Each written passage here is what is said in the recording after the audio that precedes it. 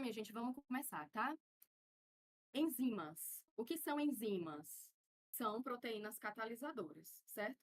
E o que que significa isso? O que que uma molécula precisa ter para ela ser considerada um catalisador, tá? São moléculas que não são consumidas durante a reação, tá? Isso quando elas estão em baixa concentração. Então, elas não são consumidas.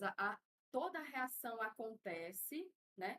Ela vai transformar o substrato e vai continuar íntegra, funcionante, para se ligar a um novo substrato, certo?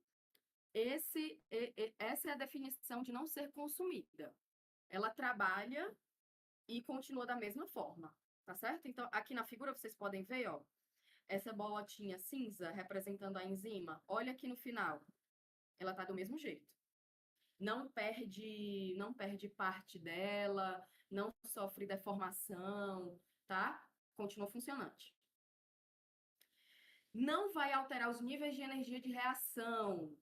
Ou seja, olhando aqui nesse gráfico, olha só, a gente tem aqui o exemplo de uma reação exotérmica, né? Por que que é exotérmica, Manuela? A gente começa com um nível de energia maior e termina com um nível de energia menor. Isso significa que a reação ela liberou energia para o meio, tá certo? Então, olha só, eu tenho uma linha de uma reação sem catalisador, que é a preta, e uma azul, representando uma reação com catalisador. Vocês percebem que ela inicia no mesmo ponto e termina no mesmo nível, ó, começa e termina no mesmo nível, ou seja, não altera os níveis de energia. Ela vai começar com o mesmo nível de energia e terminar com o mesmo nível. Mas o que que muda então, Manuela? É a velocidade da reação. É a velocidade com que essa reação acontece. Ela acontece muito mais rápido, mas não mexe na quantidade de energia, certo?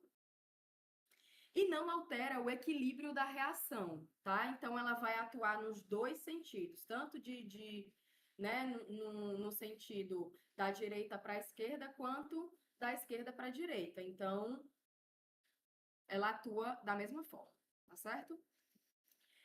Propriedades das enzimas.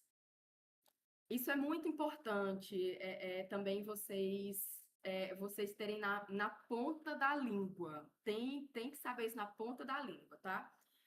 O que que faz da enzima uma enzima? Ela não vai depender da concentração do substrato e da temperatura, certo? Da, temper, da temperatura? Ou, gente, dependem. Eu falei não. Elas dependem da concentração do substrato e da temperatura, certo? E principalmente se você tiver um substrato que está ali competindo, certo? Pelo sítio ativo de ligação. Então, se você tem mais substrato, você vai transformar, né? Você vai ter mais reação e ter mais produto, tá certo? E você também vai depender da temperatura, não coloquei aqui, mas também depende do pH, depende muito do pH. Então, toda enzima, eu vou mostrar um pouquinho mais na frente, tem uma faixa ótima para ser ativada e trabalhar na sua velocidade máxima, dependendo da temperatura e do pH. Elas são específicas, ou seja, elas só funcionam para aquele substrato, que é o modelo que a gente chama de modelo chave-fechadura, né? É muito famosa essa denominação. Você só consegue girar, abrir uma porta, né? Se você colocar a chave daquela fechadura. Se não for, às vezes a chave entra, gira, mas não abre a porta, né? Ou seja, ela não ficou totalmente encaixada a ponto de ativar o mecanismo daquela estrutura.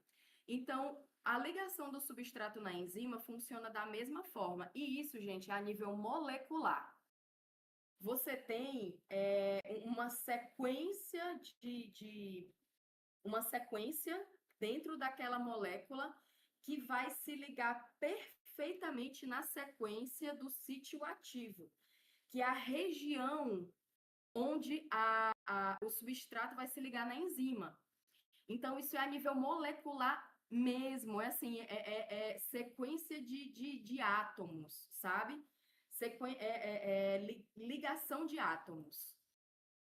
Funciona porque os átomos se ligam perfeitamente no sítio ativo.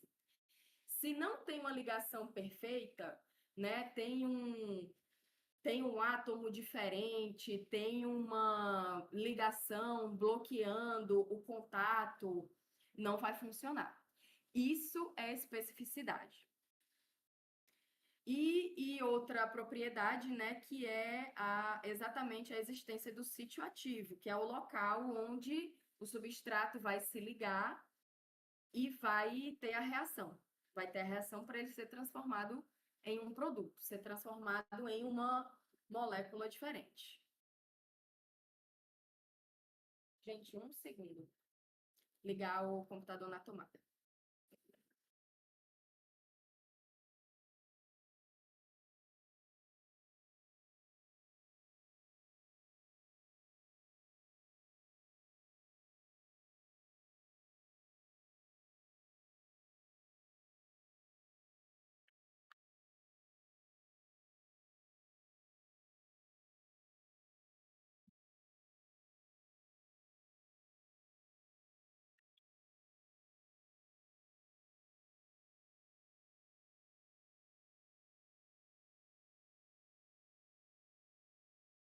Foi.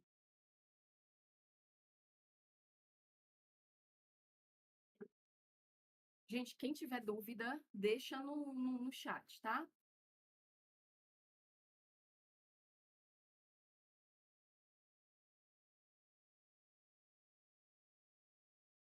E aí, tudo certo? Alguma dúvida?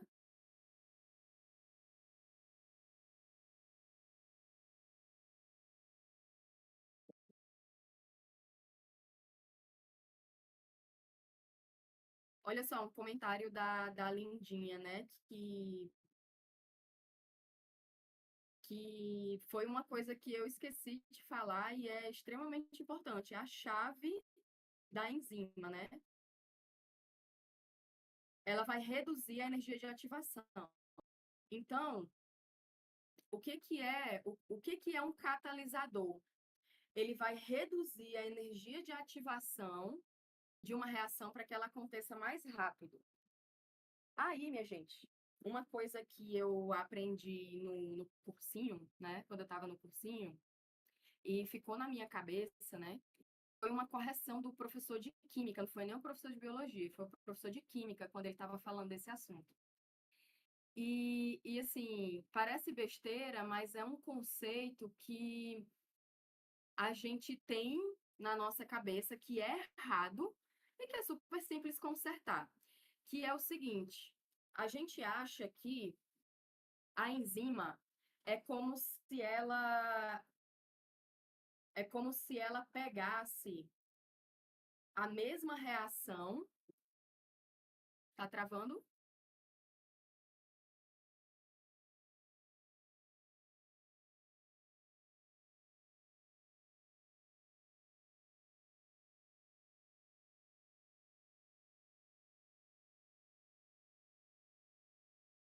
A sua câmera. Deve ser porque eu saí da apresentação. Então, um conceito errôneo que a gente tem é que a enzima, ela trabalha na mesma reação. Então, ela está aqui nessa reação e, de alguma forma, ela reduz a energia de ativação. Não é assim que funciona. Na verdade, ela encontra ela encontra um outro caminho, um caminho alternativo, onde a energia de ativação é menor. Aqui nesse gráfico, vocês podem ter uma noção. Quando eu pego a linha preta e a linha azul, elas não são a mesma reação. A linha preta é uma reação, é um caminho da reação, E a linha azul é um outro caminho, é um caminho alternativo, que sai do mesmo local e dá no mesmo resultado, tá? Mas é alternativo. Por quê? Porque você precisa de muito menos energia para ela acontecer, para essa reação acontecer, e ela acontece muito mais rápido, tá? Então, minha gente, tenham isso na cabeça. Não é a mesma reação que ocorre.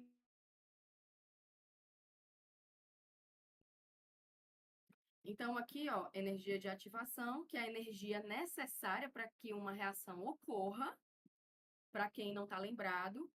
Então, essa energia de ativação muito menor nesse caminho do que nesse aqui, tá? E aí a reação ocorre mais rápido. Então, olha só, outro caminho aqui, tá? Outras imagens para que vocês possam entender. Então, eu tenho, ó, substratos, né? São um tipo de molécula. Daí eu tenho uma reação enzimática, né?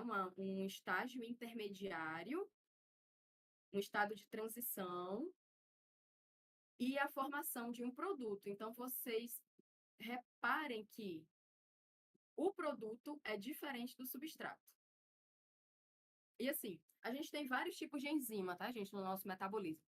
Tem enzimas que adicionam algumas moléculas, né, alguns átomos.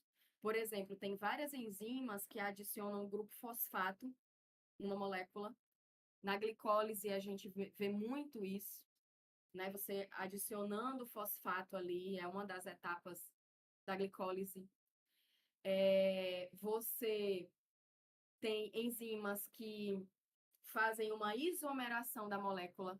Então, pega uma molécula e transforma no isômero dela, para que ela se torne funcional. E tudo isso, minha gente, essa transformação, essas reações enzimáticas, elas possibilitam cascatas de reações, ativação de moléculas que vão servir de mensageiros dentro da célula para ativar alguma coisa lá no núcleo, para ser produzida uma proteína, tá?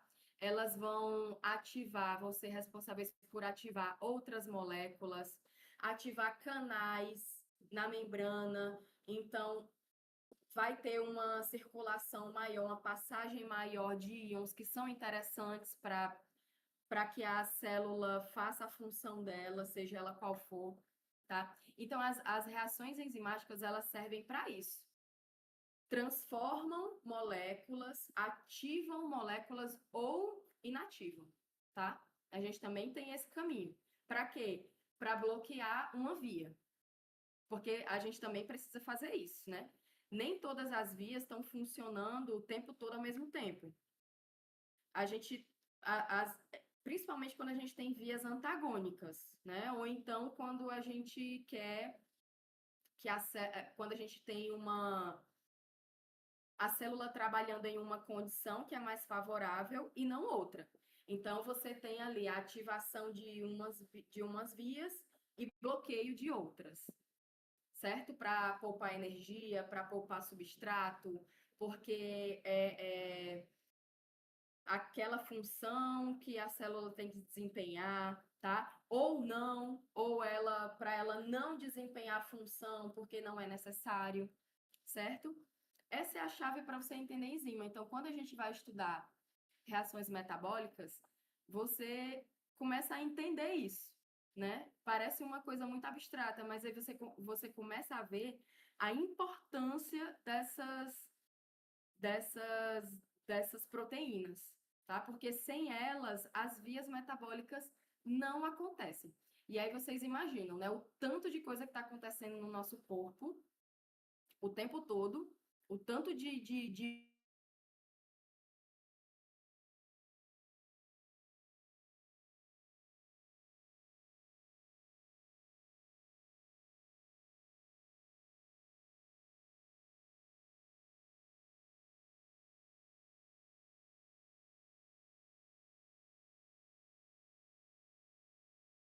não funciona, tá?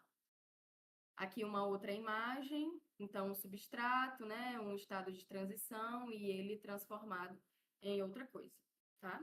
E a enzima, ó, permanece íntegra, tá? Nessa imagem aqui tem esse elemento interessante que é o cofator. O cofator é uma molécula que vai se ligar também à enzima e vai possibilitar o funcionamento correto dela. E a gente vai falar de cofatores importantíssimos hoje, que são as vitaminas. Certo? Cenas para os próximos minutos. Quais são os fatores que influenciam a ação enzimática, né? Quais são os principais? Então, a gente tem a concentração do substrato, tá? Essa velocidade, ela vai ser proporcional à concentração do substrato. Então, olha aqui, vai chegar um momento em que, por mais que eu adicione o substrato, você não tem mais um aumento na velocidade, tá? Aqui eu vou adicionando substrato, vou adicionando, a velocidade vai aumentando, tá? Mas chega um ponto em que tem tanto substrato, mas não tem enzima suficiente. Então, essa velocidade, ela estabiliza, certo? É isso que a gente tem que observar em gráfico. É super importante a gente trabalhar a enzima com gráfico, né? Às vezes é difícil ler gráficos, né? Confunde muito a nossa cabeça, mas é muito importante porque é a melhor forma de mostrar, de realmente mostrar como que uma enzima trabalha e funciona, principalmente de acordo com esses fatores do meio, tá? Então, aqui, ó, lembram que para os alunos veteranos, né, um aulão que eu dei para vocês de véspera, eu falei sobre a leitura de gráficos, né? Então, você sempre tem que olhar quais são, o que que está né, o que que está no... o que que você está analisando nos gráficos? As duas retas do gráfico, tá? Eu ia falar termos difíceis aqui, mas não vou não. Não vou, gente, não vou entrar em matemática hoje. Tá? Então, você tem aqui, ó, velocidade por concentração do substrato. Então, quanto maior a concentração do substrato, ó, a velocidade ela também vai aumentando. É um gráfico crescente. E chega uma hora em que esse gráfico ele fica com uma linha reta, tá? Uma linha reta paralela à concentração do substrato. Ou seja, a velocidade está constante, não muda. Ela nem cai, nem aumenta, nem sobe. Está constante. Não importa o quanto você aumente a concentração desse substrato, tá?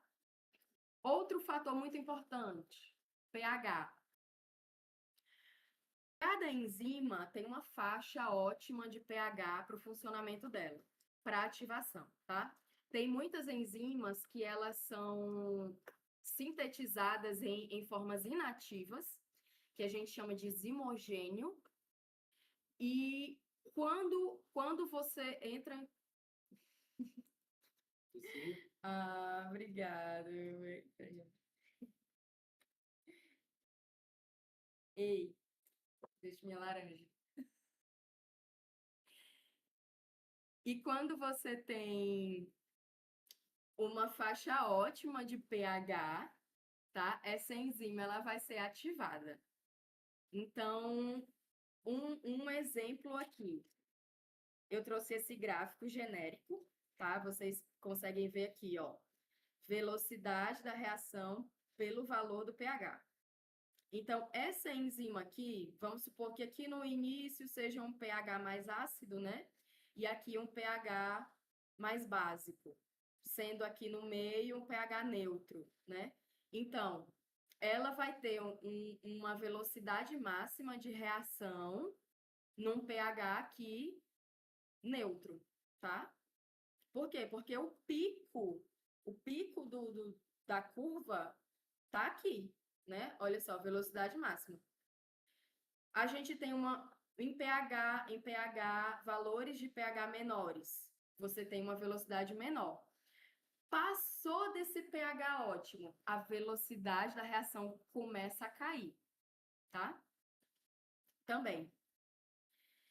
Então, olha só, eu trouxe um exemplo que é muito cobrado em prova e é muito importante a gente saber. Eu vou trazer novamente quando a gente estiver falando de sistema digestório, que é a velocidade de reação das nossas enzimas digestivas, de acordo com o pH. Então, olha só, a ptialina é uma enzima que é produzida na saliva, ela está na boca. Olha só em qual pH ela funciona melhor? Num pH mais neutro, entre 7 e 8, 7 quebradinho. Isso significa, minha gente, que o pH da nossa boca é neutro, tá? Porque para ela funcionar, tem que estar no pH neutro. Então, o pH da nossa boca é neutro. É neutro. Já quando a gente vai para o estômago ele produz o quê? Ele produz ácido clorídrico. Esse ácido clorídrico baixa muito o pH. Deixa ali em torno de 2, 3, tá? E por que é importante deixar esse pH tão ácido? Porque a pepsina, que é a enzima que é produzida lá no estômago para digerir proteína, ela só funciona meio ácido. Então, olha aqui, ó, entre 2 e 3, velocidade máxima de funcionamento dela. Quando a gente tem um pH... Ah, Manuela, e um pH mais ácido do que isso, faz ela funcionar mais? Não. Olha só, a curva de velocidade cai, né? Então, ela tem aqui esse pH ótimo. Passou desse valor, a velocidade começa a cair. Já no intestino, a gente tem a liberação de bicarbonato, que é produzido pelo pâncreas. E isso é importante porque quando o bolo alimentar ele chega no intestino, ele tem que chegar e tem que ficar num pH básico para o funcionamento de quem? Da tripsina. A tripsina também vai digerir proteínas, tá? Ela vai digerir ali uma região distinta da pepsina, vai quebrar essa proteína, mas para ela funcionar, para outras enzimas também, tá? Para ela funcionar, ela precisa estar num pH básico. Então, olha só, aqui, ó, a velocidade máxima entre 9 e 10. Pegaram? Tudo certo? E aí vocês veem que o nosso organismo, ele cria essas estratégias, né? Para ele mesmo se regular e favorecer o funcionamento dessas enzimas, porque tudo funciona pelo funcionamento dessas enzimas, tá? Voltando aqui, só para a gente falar do último fator. Temperatura. Essas enzimas também possuem uma faixa ótima de temperatura para funcionar. Eu não trouxe aqui o gráfico de temperatura do nosso corpo, tá? Por que a nossa temperatura é ali em torno de 36, 37? Exatamente para o funcionamento das nossas enzimas, tá? Temperaturas acima disso vão provocar o quê? Desnaturação proteica. Lembrando que enzima é proteína.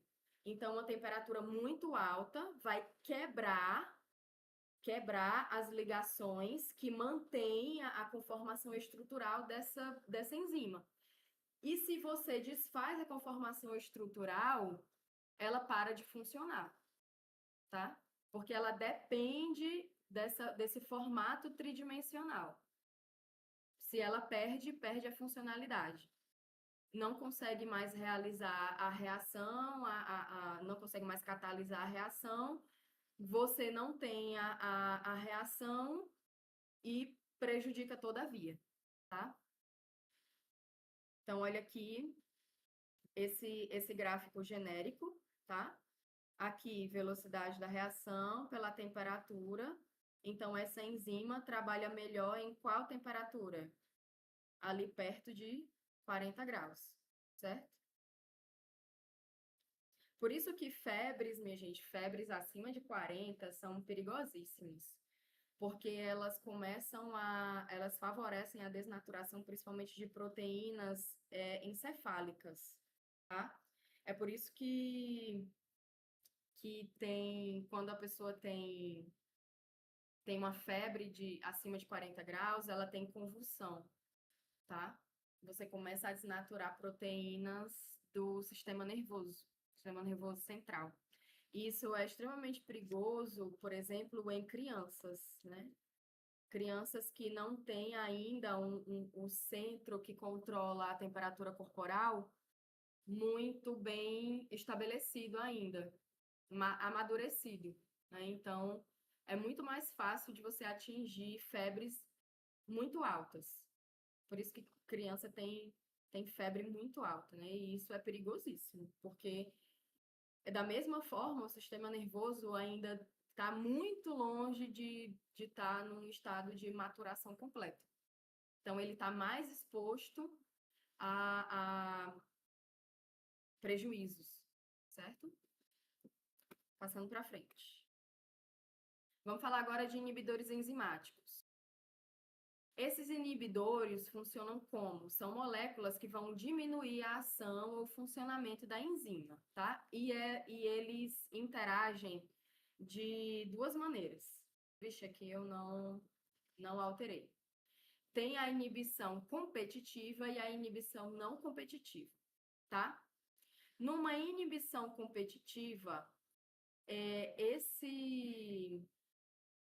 esse inibidor, ele vai se ligar ao sítio ativo e vai impedir a ligação do substrato.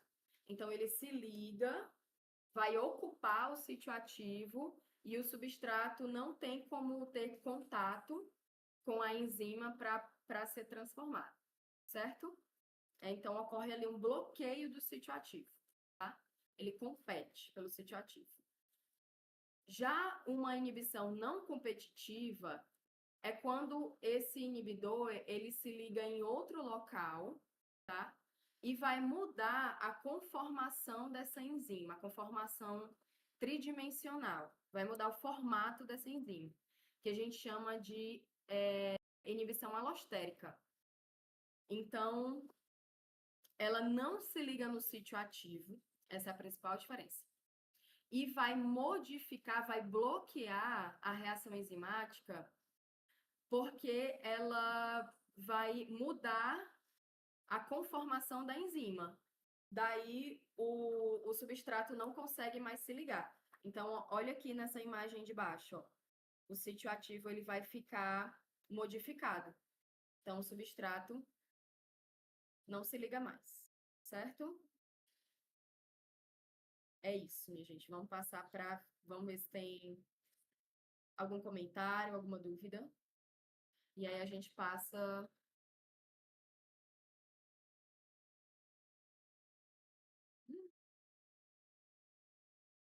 E aí, tudo certo? Vamos para a vitamina?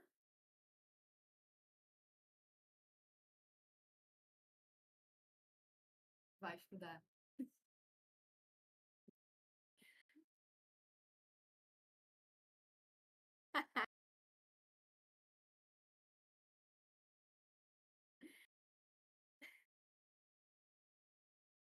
Tenho. Tenho namorado, viu, Pedro? Cuidado, que ele é muito ciumento.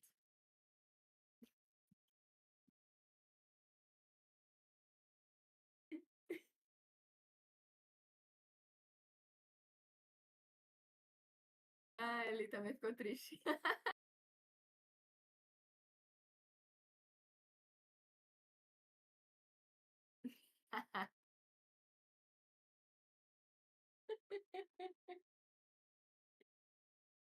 Ai, meu Deus. Eli, toma cuidado. Tô brincando não, viu? É ciumento mesmo.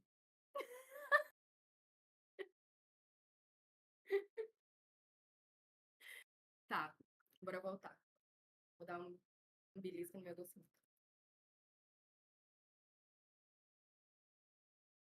É da Rosa? Não? Até a rocha. Ah, é? É, eles deram pra gente. Hum, Laranja ou preto? Com laranja. hum. Olha que bonitinho. Olha! Eles botaram com nome. Hum. Botaram o quê? Com nome. Caramba! O Pedro foi para um encontro da Atlética da faculdade, né? Aí tá mostrando aqui o brinde que eles deram. Bonitinho. Botaram com nome. Né? Personalizado. Pra cada um. Chiquérrimo. Pra aquele- Chiquérrimo. Sim, minha gente. Então vamos lá. Vitamina.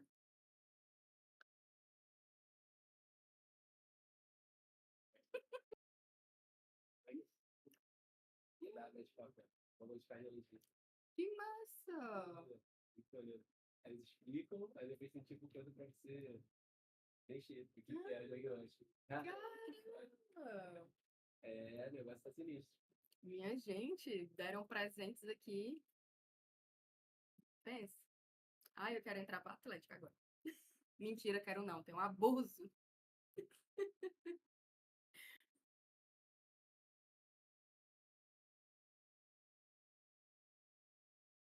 E aí, minha gente, tudo certo? Bora?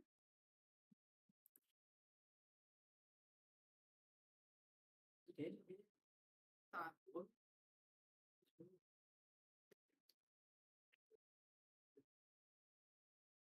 Vamos lá, vitaminas.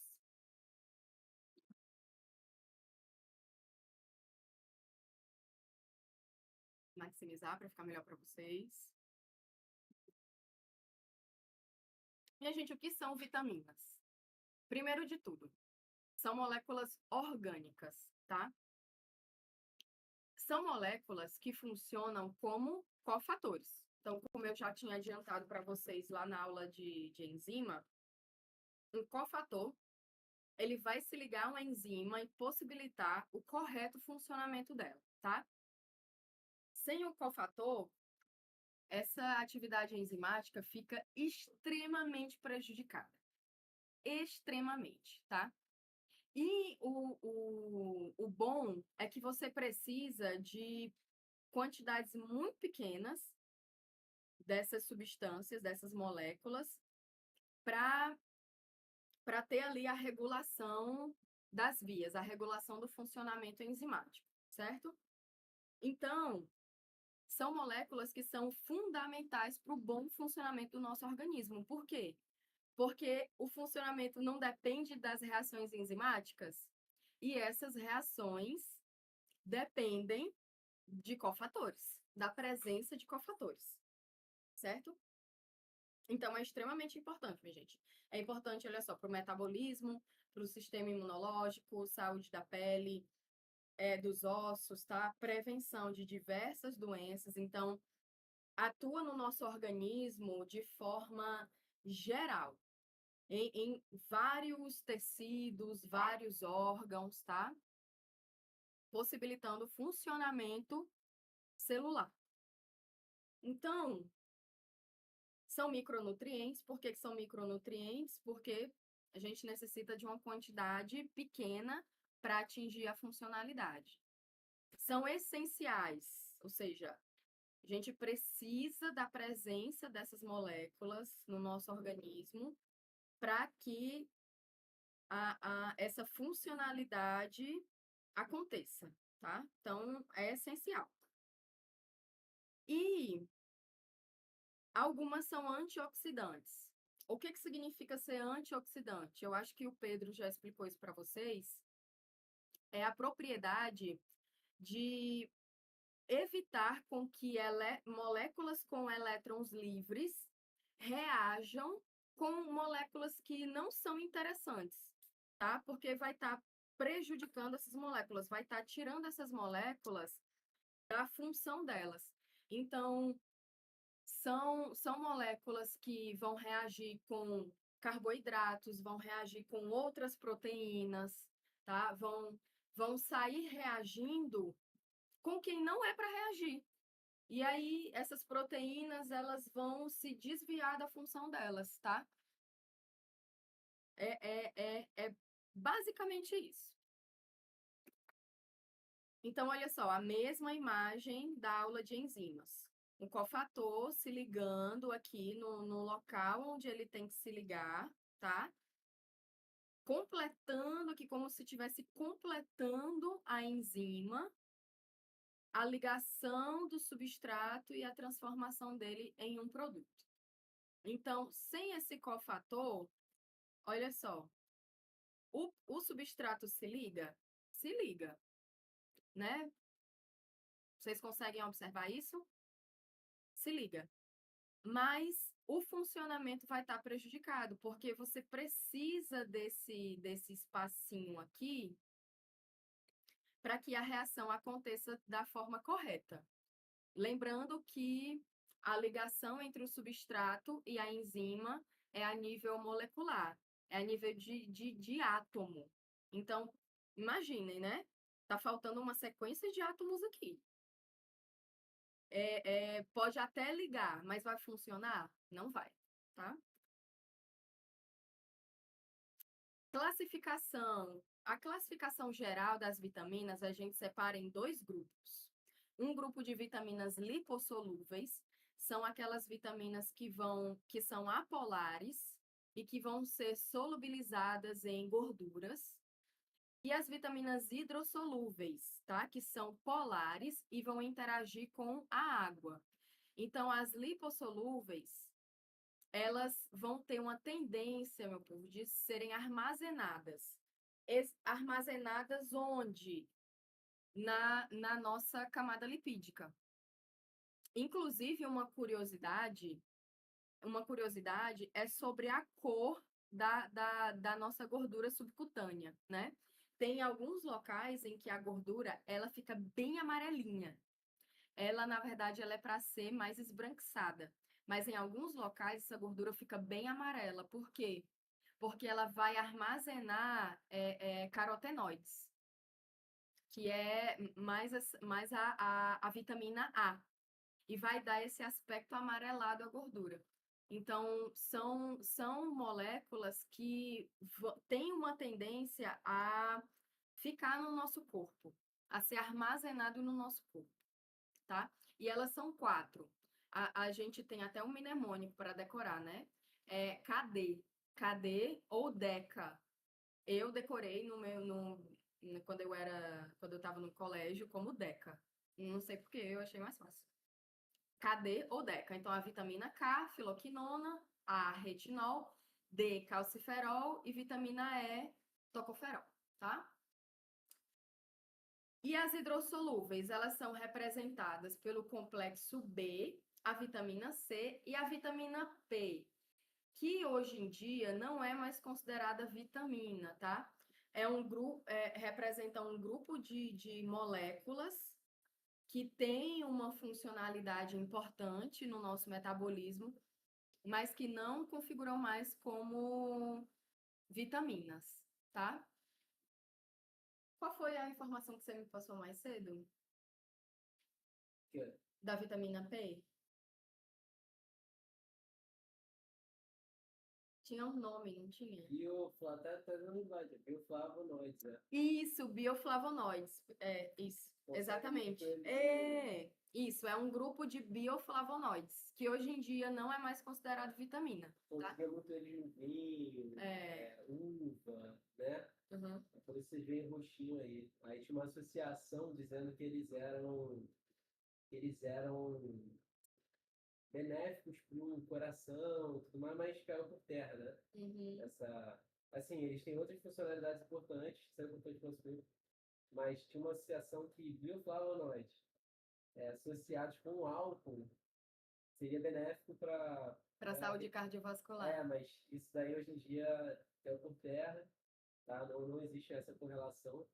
Outra coisa, não tem dose segura para álcool, tá? Minha gente, isso é importante, tá? O vinho, ele realmente tem moléculas que são benéficas, né? Então, a gente tem a presença desses bioflavonoides tem a presença, como por exemplo, o resveratrol. Resveratrol, inclusive dá essa cor arroxeada, né? Ele é um antioxidante muito potente, mas assim, com a associação, com essa associação ao álcool, não tem um benefício. Então, como o Pedro estava falando aqui, hoje em dia não se considera mais um nível seguro de consumo de álcool, não existe isso, né? Então, uma taça de vinho por dia é benéfico para a saúde cardiovascular, tá? A quantidade de álcool que tem ali não justifica, tá? Então, ok. Não, tá certo. Inclusive, só mais um complementozinho rápido, tá? Inclusive. Fala mais alto, professor. Tá dando pra ouvir bem ou não? Acho que tá dando pra ouvir, pô. Deve Tá, tá. tá. Inclusive, tinha essa associação antes, né? E assim, os estudos eles mostram, as meta-análises mostram que talvez possa até ter, sabe, alguma correlação com a saúde cardiovascular. Mas os danos que o álcool causa ao organismo no consumo diário não compensa, entendeu? Não vale a pena você. Entendeu? Não tem como você recomendar dizendo que é bom fazer isso, porque não faz sentido. Melhorar a saúde cardiovascular, sendo que várias partes do organismo podem estar sendo prejudicadas pelo consumo do álcool. Então, hoje em dia não tem recomendação, não existe dose segura para álcool.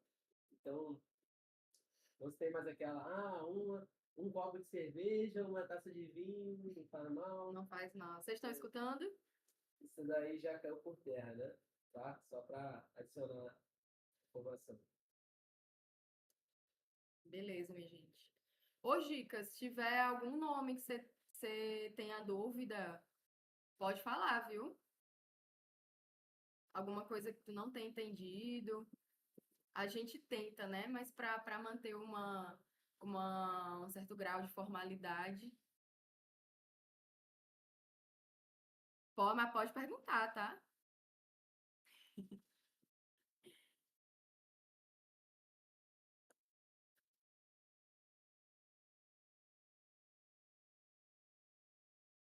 Ah, gente, isso que o Pedro colocou aqui no chat é importante, né? Em relação à essencialidade da vitamina, realmente, porque muitas delas não são produzidas pelo nosso corpo. Então, outro exemplo de moléculas essenciais e não essenciais, que são os aminoácidos, né? O Pedro deve ter explicado para vocês. Os aminoácidos que a gente não produz no nosso organismo são considerados essenciais, então você tem que adquirir pela dieta.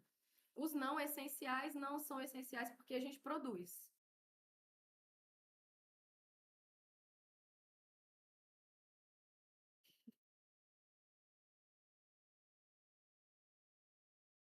Perfeito.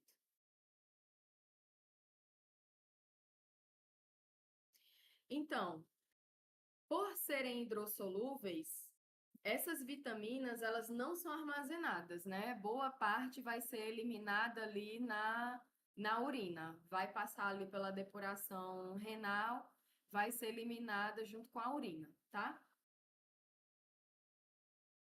E aí a gente tem o complexo B, vitamina C e vitamina P, como eu já tinha falado. Iniciando pela vitamina A. Qual a principal importância da vitamina A? Já dei essa dica para vocês ano passado, né? Caiu uma questão no Enem sobre isso. E quem estava na aula com certeza acertou. Minha gente falou em vitamina A, você vai lembrar da saúde da sua visão. Você vai lembrar de cegueira noturna. Tem que fazer o link automaticamente. Pensou em vitamina A, pensou em cegueira noturna. É o que mais cai na prova, tá? O que mais cai. Mas qual a associação, Manuela? Por quê? Qual a função da vitamina A que está associada a essa doença, né? No caso de hipovitaminose de vitamina A.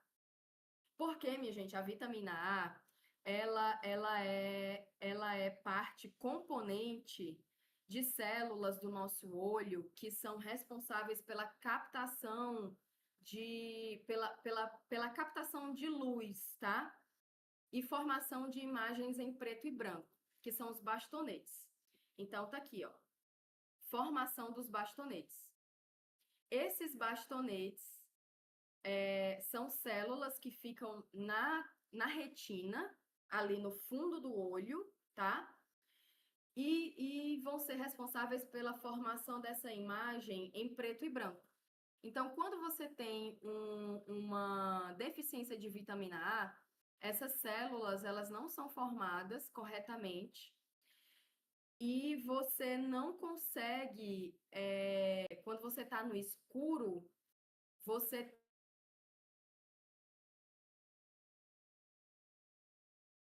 porque esses bastonetes eles estão diminuídos em quantidade reduzida, eles estão disfuncionais, tá? Então você entra no local escuro e leva bastante tempo para que você consiga ter uma imagem mais nítida das coisas, tá?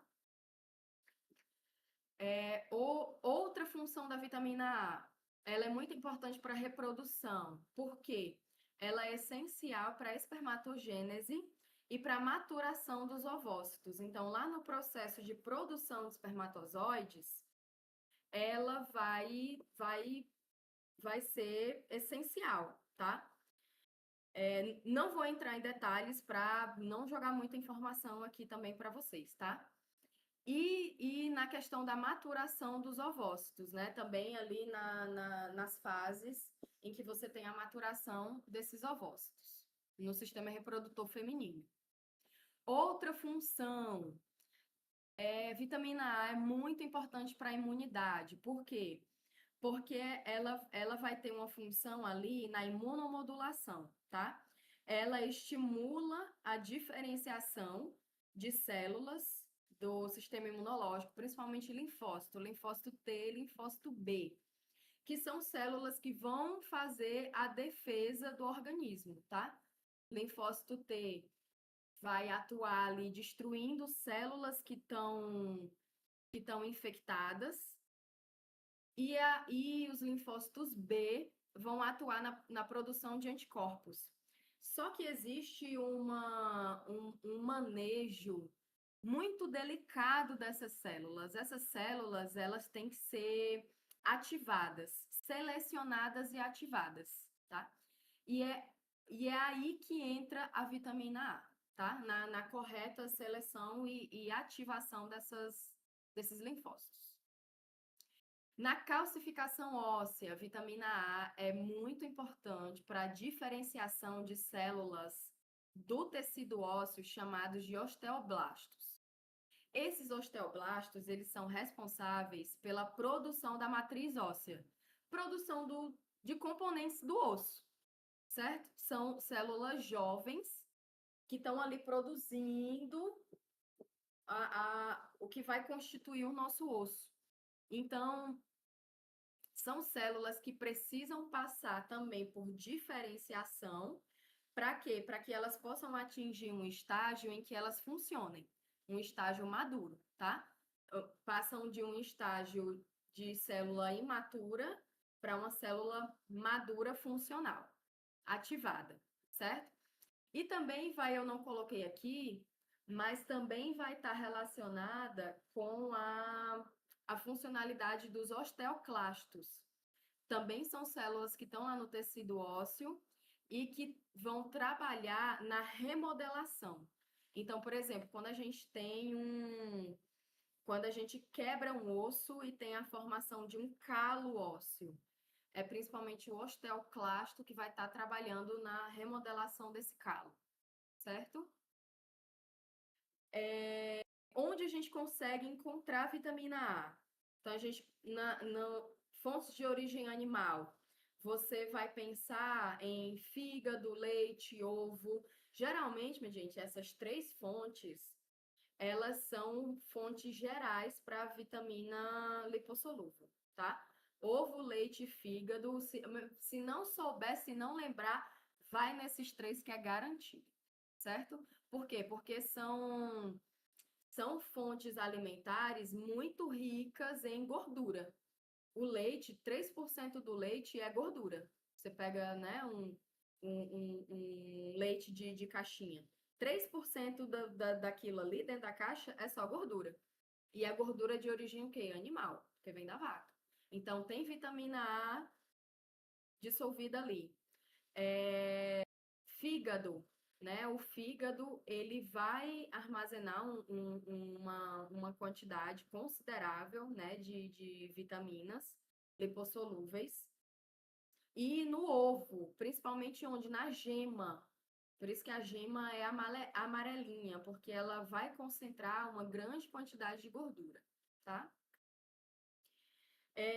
Onde a gente tem também óleo de fígado de bacalhau, fígado. E de origem vegetal, você vai pensar em alimentos amarelados, alaranjados, tá? Então, cenoura, manga, abóbora, mas também tem muito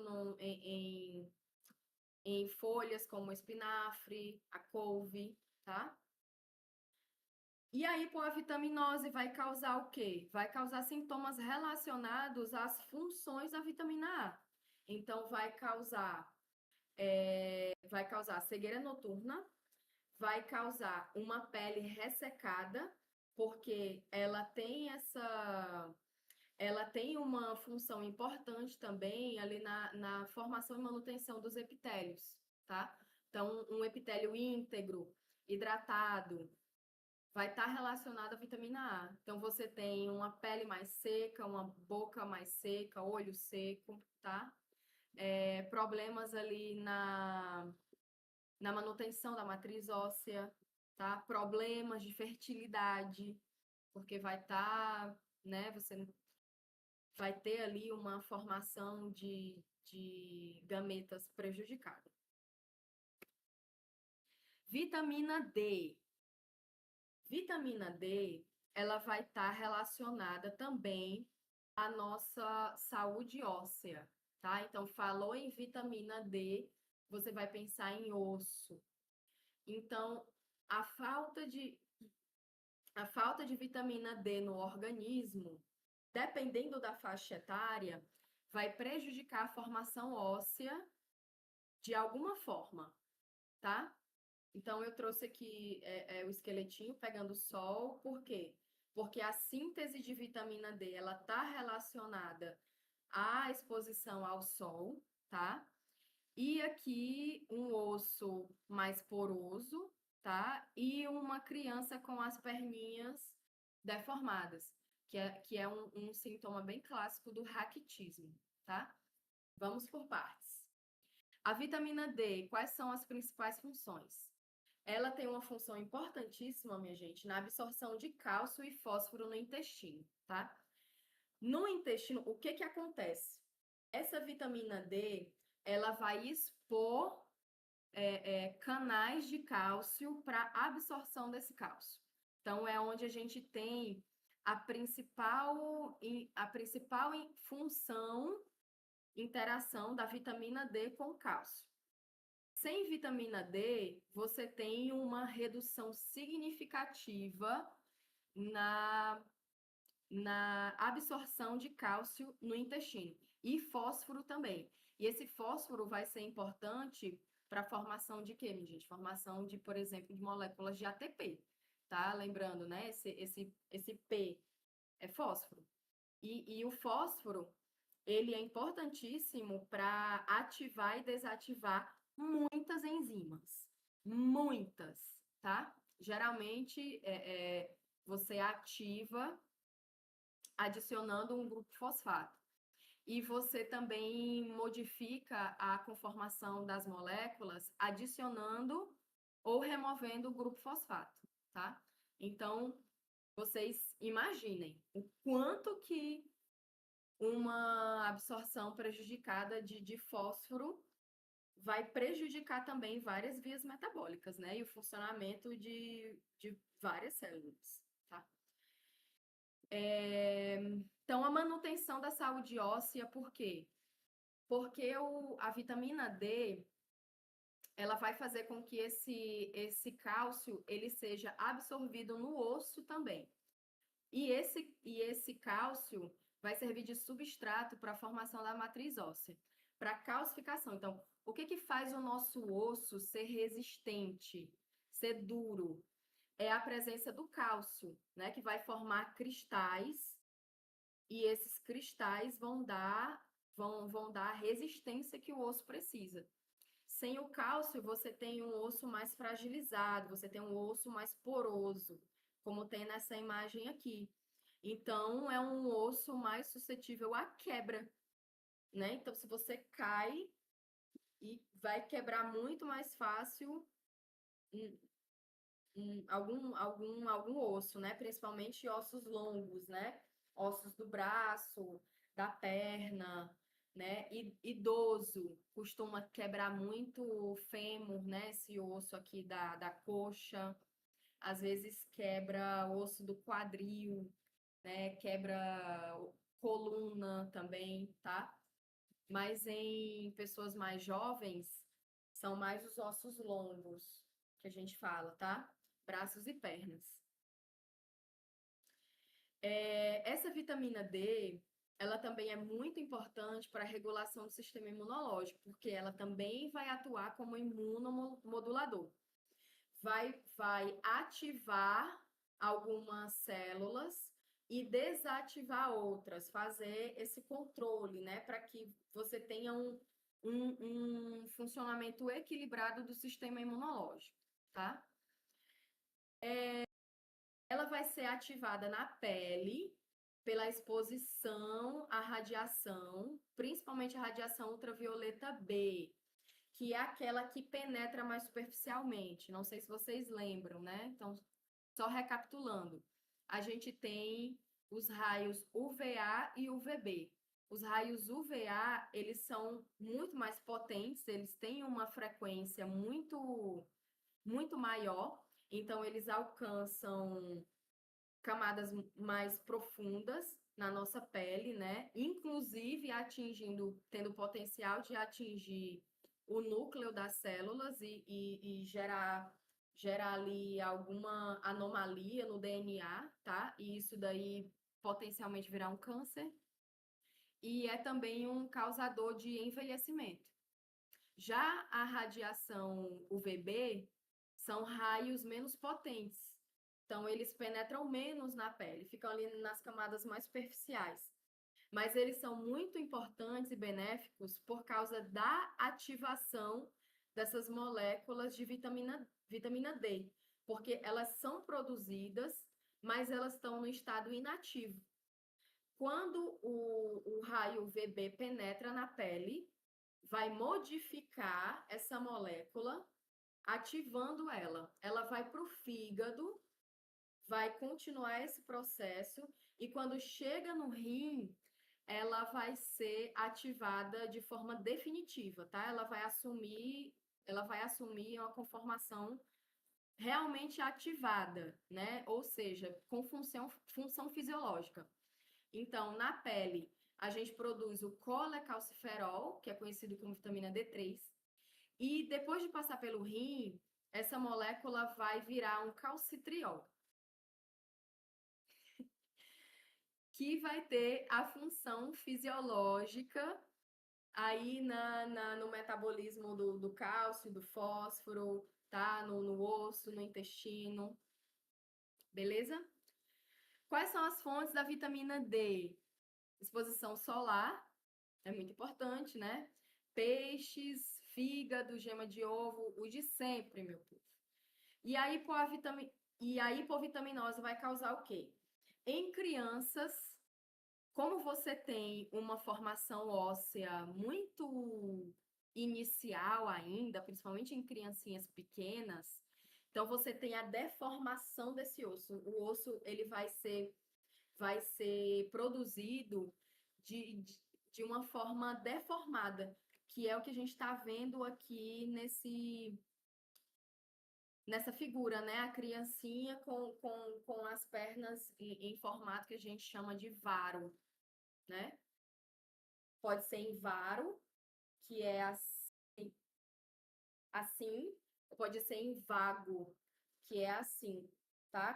Como se fossem um ângulo maior entre os pés do que do que as coxas, tá? E nos adultos, a falta de vitamina D vai causar osteomalácia. Por quê? Porque o nosso osso ele já está formado. Então ele não vai ficar deformado, mas ele vai ficar o quê? Mais frágil. Vão se abrir trabéculas, né? Aqui na matriz. Então esse osso ele vai ficar poroso. É parecido com uma osteoporose, tá? Mas como é por um motivo diferente, na osteoporose você inclui a participação de hormônios, como os hormônios estrógenos, tá? Aqui não, aqui é pela vitamina D, é um enfraquecimento ósseo, da matriz óssea pela vitamina D. Então a gente chama de osteomalácia. Tá aqui, osteoporose também, né? Em que vai ter a participação dos estrógenos. E uma maior suscetibilidade a infecções. Por quê? Porque essa imunomodulação vai estar prejudicada.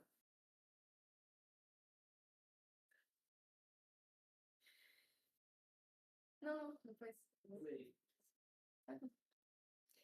Vitamina K.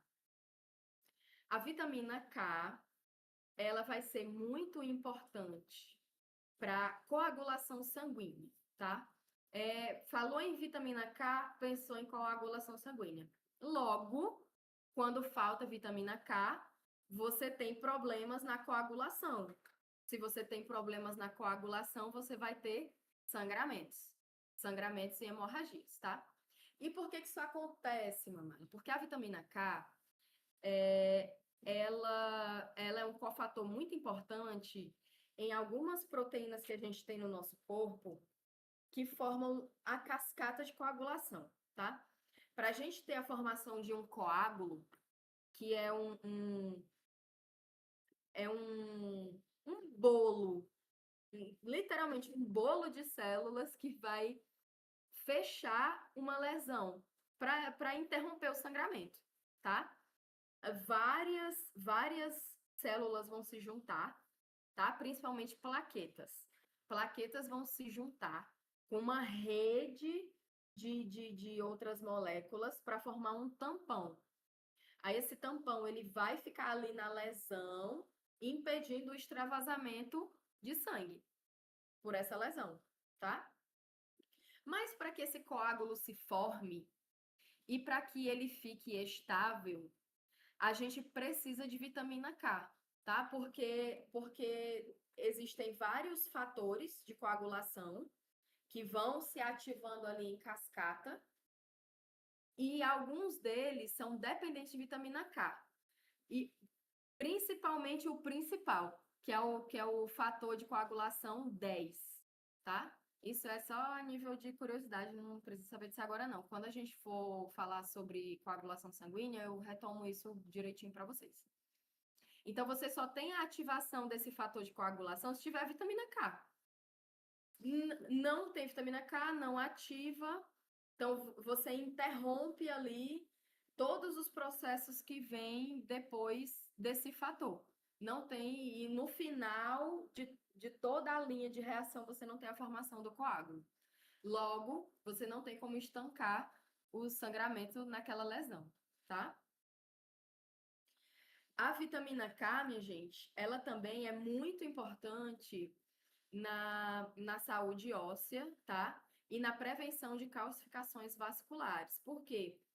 Porque ela vai impedir o acúmulo desse cálcio, porque ela vai levar o cálcio para onde ele é necessário, tá? E tirar esse cálcio dali de circulação, tá? Evitando com que ele se com a palavra fugiu.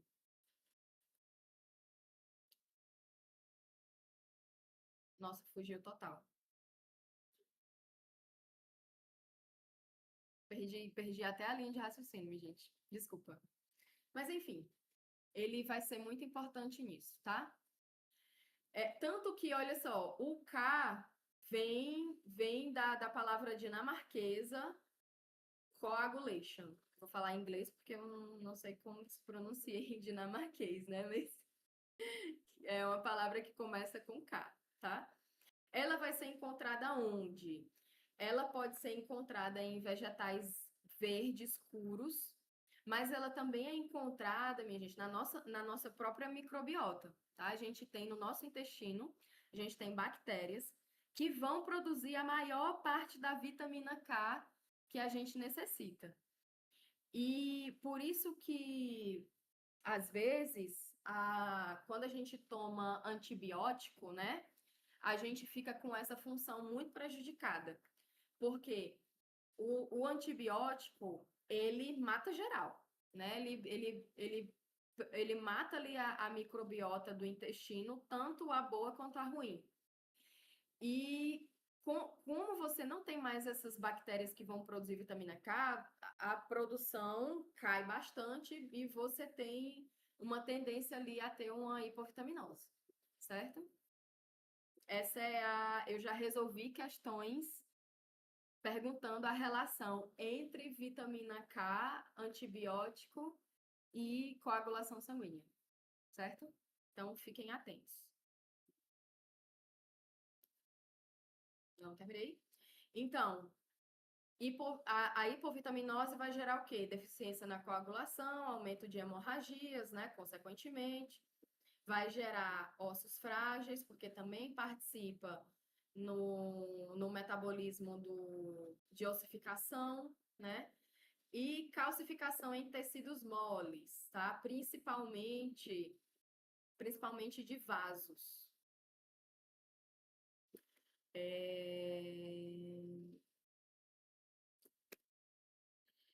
Vitamina E. A vitamina E, pra gente fechar, tá? Ela tem um poder antioxidante muito alto. Muito, muito, muito alto, tá? E por quê? Porque essa vitamina E, ela vai atuar contra os danos causados pelos radicais livres, tá? E ela atua, minha gente, principalmente nas membranas celulares, por isso que eu coloquei aqui, né? Por que que ela é importante? Porque a vitamina E, ela não é lipossolúvel. A nossa membrana celular, né? Ela é composta por uma camada bilipídica, né? Um fosfolipídio, mas é uma bicamada lipídica. Ou seja, aqui no meio a gente tem lipídios, tá? Lipídios formando a membrana. Então, essa vitamina K, ela vai evitar a peroxidação lipídica dessas membranas, certo? Ela atua, ela atua ali de uma forma diferente da vitamina C, por exemplo, tá? Também vai ter um papel muito importante na integridade, né, dessas membranas, na função imunológica, porque ela também participa da imunomodulação. Ela também é importante para a prevenção de doenças neurodegenerativas. Por quê? Porque ela vai proteger a constituição lipídica das células nervosas. Então, a gente tem a presença de lipídios importantes nos axônios, né? Nas fibras que vão transmitir os impulsos nervosos, tá? Então, ela vai evitar a destruição, vai dificultar a destruição dessas fibras, certo? Vai ser muito importante para doenças cardiovasculares, evitar, né? Doenças cardiovasculares e neurológicas, tá? Principais fontes: óleos vegetais, principalmente óleo de linhaça, sabe, dessas sementes? Óleo de linhaça, qual é o outro? Gergelim, certo? Frutos secos, sementes, folhas verdes também, tá? Ovo e fígado. E a hipovitaminose vai causar o quê? Aumento do risco de infarto do miocárdio, exatamente por essa função cardioprotetora, né? Uma esterilidade masculina, porque tá ligada ali à manutenção das células reprodutivas, né, dos gametas, aborto, anemia hemolítica e fraqueza, tá?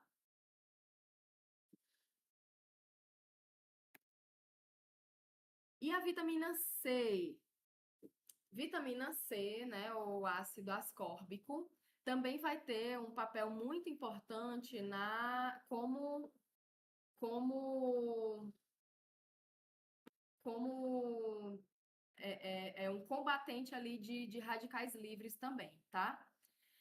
E uma função muito importante da vitamina C é atuar na síntese de colágeno, tá? Então, em determinado momento da produção do colágeno, que é uma proteína que vai constituir os nossos tecidos, principalmente o tecido conjuntivo, que mais para frente eu vou explicar para vocês, tá?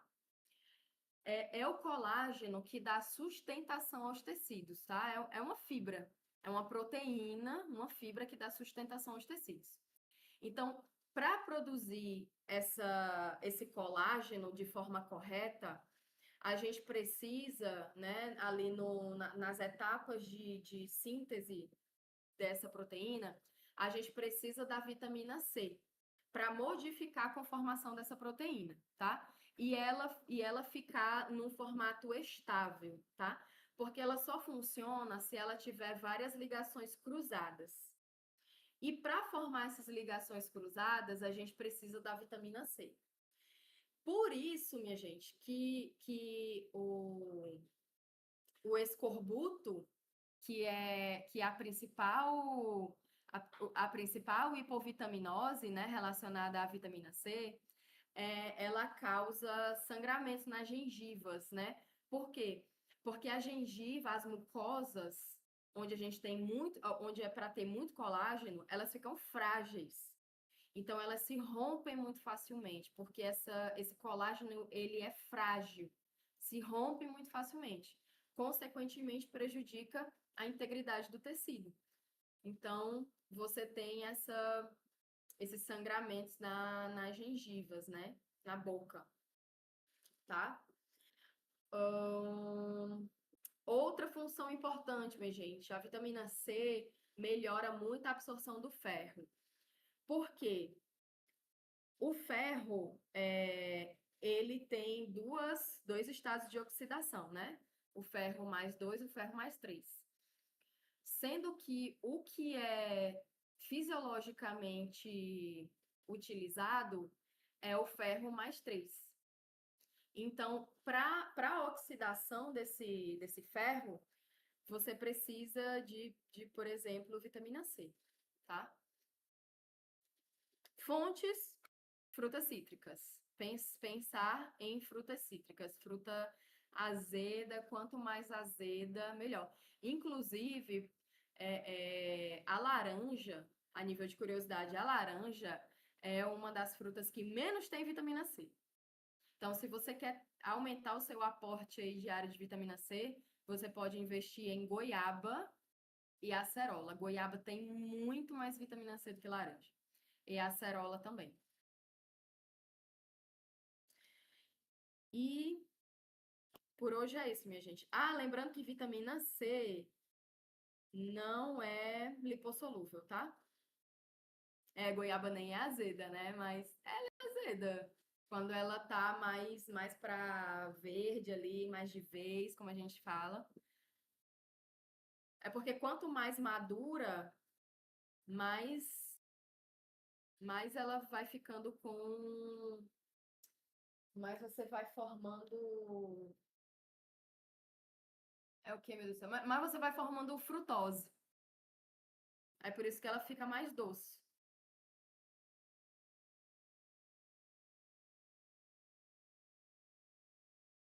O que é isso, Pedro? Altas doses de radiação ionizante, tratamento de... Ah, Então, perguntaram lá em cima, vou aproveitar Ah, pra falar já que você acabou, né? ah. Perguntaram lá em cima se a radiação ela tem o mesmo efeito dos radicais livres. Então, eu disse que Ah, sim, muito parecido. uhum. Só que depende da dose, entendeu? Uhum. A radiação ionizante, ela é utilizada como, não é nem isso, tá? Não é nem. Ela é utilizada como tratamento de câncer, tá? O nome da técnica, o nome do tratamento é radioterapia. E quando a radiação, ela, é a radiação ionizante, tá? Ionizante, ou seja, é a mesma radiação perigosa para o câncer. Só que quando eu coloco em alta dose, muito concentrada, eu não oxido o DNA, eu mato a célula mesmo. Então, o que eu faço? Eu disparo essa radiação direto nas células cancerígenas. Aí eu vou matar as células que tem tumor. É muito bom para tumores bem localizados, tumores grandes, tumores externos também, somente, por exemplo, câncer de pele, se utiliza muito a radioterapia. E aí você consegue atingir bem diretamente onde você quer e eliminar boa parte daquele câncer ali, sem muitos prejuízos para os outros tecidos. Porque, porra, às vezes um câncer mais externo, que aí ainda não está em metástase, é melhor você tentar tratar numa primeira linha com radioterapia do que você tacar uma quimioterapia que vai causar diversos efeitos colaterais, porque é Sistêmicos, né? uma medicação muito pesada, né? São várias medicações a quimioterapia, então os efeitos colaterais são inúmeros, né? Então, às vezes, pô, você está bem localizado ali, eu consigo atingir, é o mais externo, eu taco logo a radioterapia e pronto. Exatamente, meu gente. É isso aí.